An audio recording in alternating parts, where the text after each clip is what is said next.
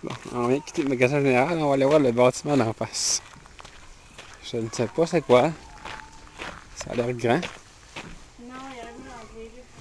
Il y a un monsieur ici. Bonjour monsieur, Bonjour. bonjour. Allez, Bonjour bonjour, madame.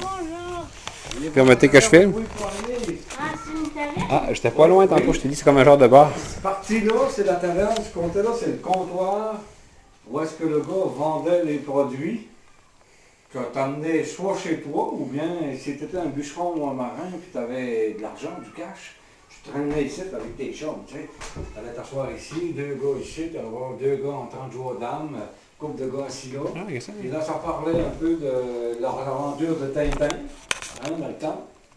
Ces gars-là ont de l'argent dépensé, tandis que la majorité des gens dans la région de Caraquette ne sont pas nantis parce qu'ils travaillent pour les Robins. C'est vrai. Ça fait qu'ils reçoivent des jetons.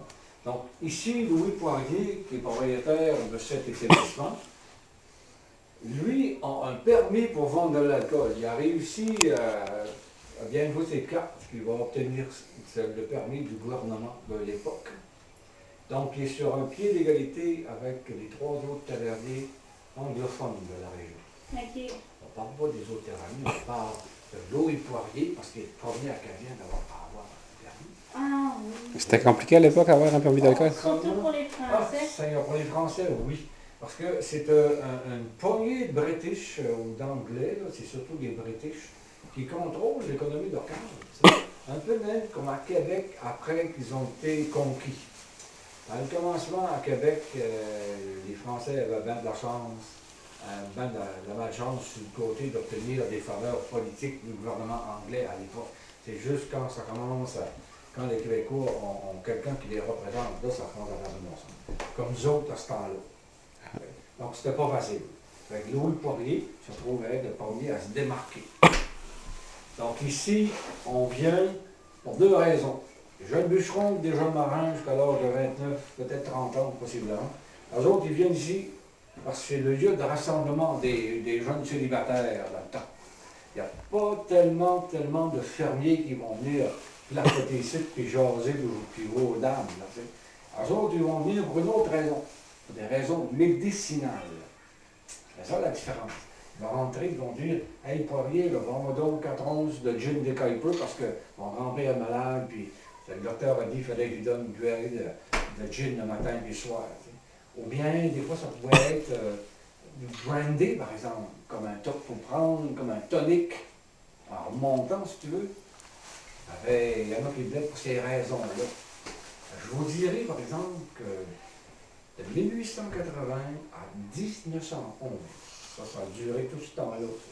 Cette taverne était ouverte jusqu'à cette année-là. Les Acadiens, dans la région de Caraquet, ils étaient malades souvent. Ah. Ils cherchaient des rhumes. Ils venaient chercher souvent des médicaments, ça, je vous le dirais. Pour les rhumes, le gin Ah, avec oui, du miel. oui, ou un mal de dents, des choses comme ça.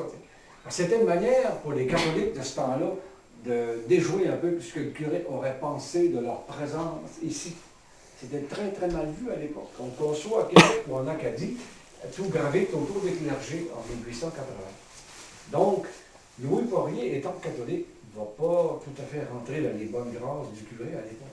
C'est chien et chat entre les deux parce que qu'est-ce que tu fais, Poirier, toi là? Tu viens à la messe le dimanche avec ta femme Obéline, et sur la semaine, tu vends le whisky pour corrompre les armes, mais voyons, quelle sorte de catholique que tu sais, quelle sorte de catholique. En tout cas, c'était chien et chat. Mais c'était le même à l'époque, hein, grosso modo. Fait que là, au liquor store, c'est des produits qui étaient importés par les marchands robins. Eux autres, qui ont les bateaux à voile, ils vont en Europe. 6 mois après, ils reviennent, ils ont toutes sortes de denrées, eux autres. Lorsqu'ils vont passer, disons, à Amsterdam, en Hollande, ces places-là, ils vont ramener des barils de gin de Kuiper. Parce qu'en Hollande, c'était la boisson de ce place-là. De la France, ils vont ramener des barils de vin. Ça se conserve bien.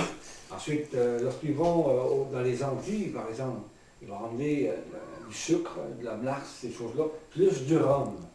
Et de Saint-Pierre-et-Miquelon, tout le monde savait où aller chercher du whisky et du brandy. C'est ça la boisson qui est vendue à ce temps-là. Pas de boisson locale, c'est trop dangereux. Il y en a qui distillent en cachette, là. Ils ont des alambics, mais c'est fait avec du plomb. Voyez-vous la différence? En Europe, c'est avec des alambics faits en cuivre. Ils étaient rendus au niveau du cuivre là-bas. Nous autres, on a encore des pipes rudimentaires faites en plomb. Imaginez-vous les pipes qui passent à travers l'alambic. Ça doit pas être bon pour la santé. Oh, ils perdaient la vue avec ça, puis ils sont pas. Ah, donc c'est à cause du plomb qu'ils disaient que c'était dangereux, l'alcool frelaté. C'est ça. C'est pas le mauvais mélange, c'est le Non, plomb. puis souvent, ceux qui n'avaient pas la bonne science de la distillation, souvent, ils n'éliminaient pas l'alcool de bois. Donc, très souvent, ils buvaient du méthanol au lieu de boire de l'alcool. Il y en a qui perdaient la vue, il y en a d'autres qui mouraient là sur place. Quand c'était éliminé, ce parti-là, c'est le plomb. C'est le plomb qui les envoyait là aussi. Ah. Donc le Decuyper, c'est hollandais? Hollandais, oui. Ah, j'aurais jamais vu ça. Decuyper, tu le prononçais, tu sais. Decuyper. Il y a un monsieur en Hollandais qui a reconnu ça tout de suite en rentrant dans le tout. Ah, c'est la bouteille qui est là. Hein. Oh, Mon grand-père buvait de ça. Ah oui, ça c'était. Mon père aussi en boit pas. Aujourd'hui, les bouteilles sont en plastique. Les bouteilles étaient brunes à l'époque.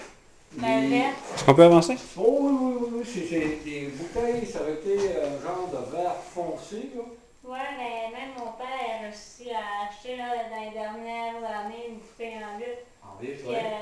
quand il s'ajoute du Decuyper aujourd'hui, il ajoute ça dans sa bouteille en lutte. Ah, ok. Oh, ça conserve un peu plus longtemps. Ouais, parce que quand c'est foncé de même, le soleil ne joue pas sur le produit. C'est vrai.